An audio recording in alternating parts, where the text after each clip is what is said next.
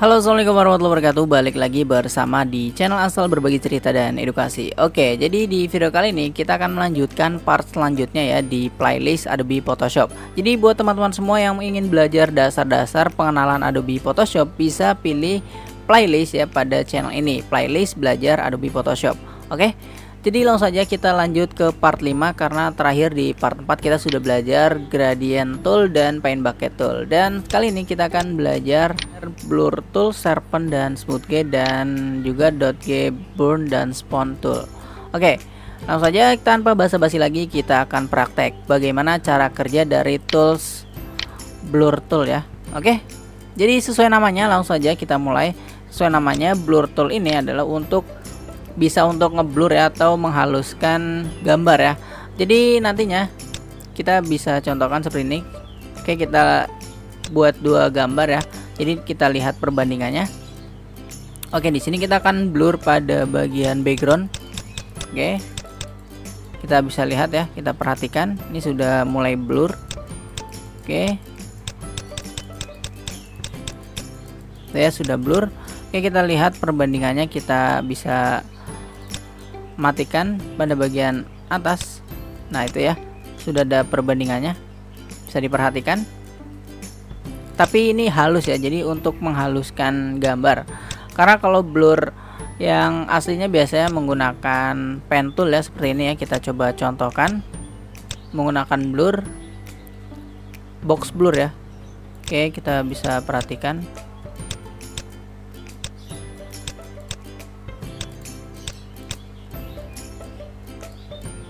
Oke, nah biasanya blur yang cepat itu, blurnya yang tajam itu menggunakan box blur. Oke, seperti ini. Ini kita seleksi dulu, lalu kita pilih filter, lalu blur, lalu box blur. Nah, jadi ini lebih tajam ya. Kalau menggunakan blur tools itu lebih halus. Tools ini adalah untuk menghaluskan sebuah manipulasi ya, gambar manipulasi. Oke, jadi seperti itu.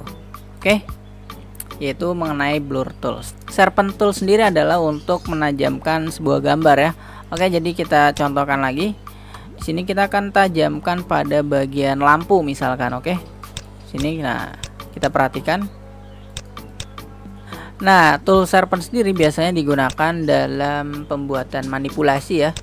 Oke, di sini kita tajamkan pada bagian kaca, misalkan seperti ini. Ini sudah cukup tajam ya. Misalkan ini jalan rayanya kita tajamkan. Oke, plat nomornya misalkan kita tajamkan. Lampunya. Jadi intinya sharpen ini adalah untuk menajamkan sebuah objek ya. Oke, kita bisa lihat perbandingannya. Oke. Nah, ini yang sudah di sharpen ya, kita bisa lihat. Ini sharpen, ini masih dari gambar yang semula. Oke, jadi seperti itu ya penggunaan dari tool sharpen. Oke, lanjut smooth G. Nah, kita lanjut ke bagian smooth G atau menghaluskan ya. Sama seperti blur, tapi smooth G sesuai namanya. Jadi untuk menghaluskan gitu. Biasanya dalam art smooth G itu ya, ada yang namanya art smooth G. Jadi itu sangat digunakan banget ya. Itu untuk menghaluskan sebuah art, sebuah gambar. Oke, di sini kita bisa contohkan ya. Misalkan saya menghaluskan lampu mobilnya. Nah, makasihlah seperti ini. Oke, buat teman-teman yang misalkan mau buat smooth G art, bisa lihat ya contohnya smooth G art. Dia itu halus gitu ya. Nah, seperti inilah contohnya. Nah, smooth G art ini biasanya menggunakan sesuai dengan toolsnya. Oke, seperti ini. Jadi untuk menghaluskan ya sebuah art atau gambar. Oke, seperti itu. Kita lihat perbandingannya. Oke, itu dia ya.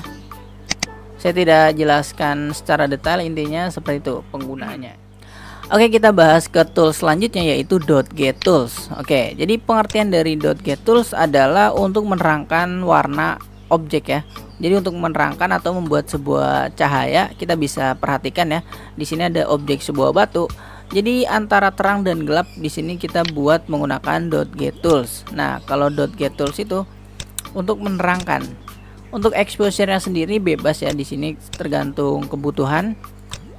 Oke, dan range-nya kita bisa pilih ya, misalkan untuk shadow, menerangkan sebuah shadow gitu ya pada objek, itu sangat bisa.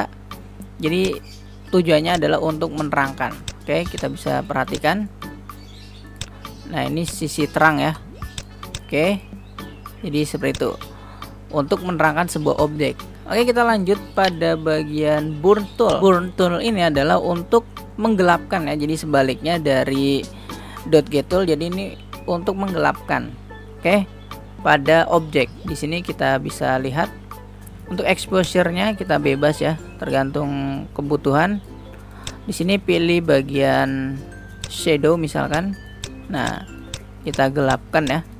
Oke, sudah mulai berubah ya. Oke, seperti itu.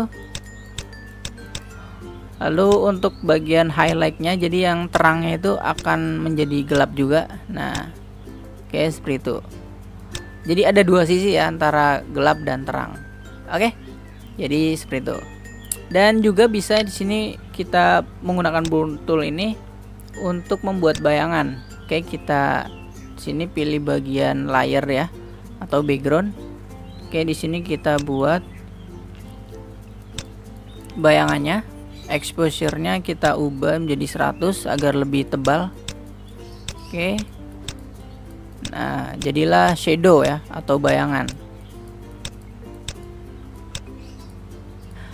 Dan biasanya tools ini digunakan untuk pembuatan manipulasi. Jadi misalkan butuh pencahayaan menggunakan ini ya, menggunakan burn tool. Oke, jadi seperti itu. Sudah menjadi cahaya ya, ada cahaya, ada shadow dan sisi gelapnya.